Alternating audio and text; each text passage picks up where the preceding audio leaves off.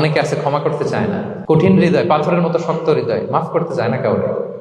উনি আবার মুনাজাতে বসলে আল্লাহ আল্লাহ আমারে মাফ করো, আল্লাহ আমারে ক্ষমা করো, কাঁদতে কাঁদতে বুক ভাসায়। উনি ক্ষমা চায়, মাগার উনি কাউরে ক্ষমা করে না। এরকম ডাকাত আছে না নাই? চিন্তা করছেন? উনি ক্ষমা চায় আল্লাহর কাছে, কিন্তু উনি ক্ষমা করে না। প্রিয় ভাইরা, ক্ষমা করুন।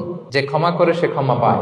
আচ্ছা, একটু চোখটা বন্ধ করে, চোখ বন্ধ করলাম আমি, জানা অজানা পাপের পাহাড়ের দিকে তাকালাম। এবার একটু চিন্তা করেন যে কি পরিমাণে ক্ষমা আল্লাহর পক্ষ থেকে আমার জন্য প্রয়োজন।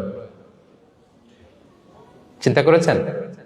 এবার চোখ খুলুন, পাপের পাহাড়ের দিকে একটু তাকান। আপনার আপনার জানা অজানা যে পাপের পাহাড়, তাকান এবং ভাবুন এগুলোর জন্য কি পরিমাণে ক্ষমা আল্লাহর পক্ষ থেকে আপনার দরকার, প্রয়োজন। সেই প্রয়োজনের তাগিদে হলেও ক্ষমা করুন। খেয়াল রাখবেন, যে ক্ষমা করে সে ক্ষমা পায়,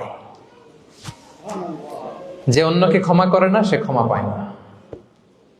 তাহলে আল্লাহর কাছে ক্ষমা চাওয়ার আগে আপনি আপনার পাশের লোকদেরকে ক্ষমা করবেন। পারা যাবে তো ইনশাআল্লাহ? ক্ষমা এটা সবাই করতে পারে না, এটা অনেক বড় মহৎ গুণ। যার হৃদয় বড় সে ক্ষমা করতে পারে।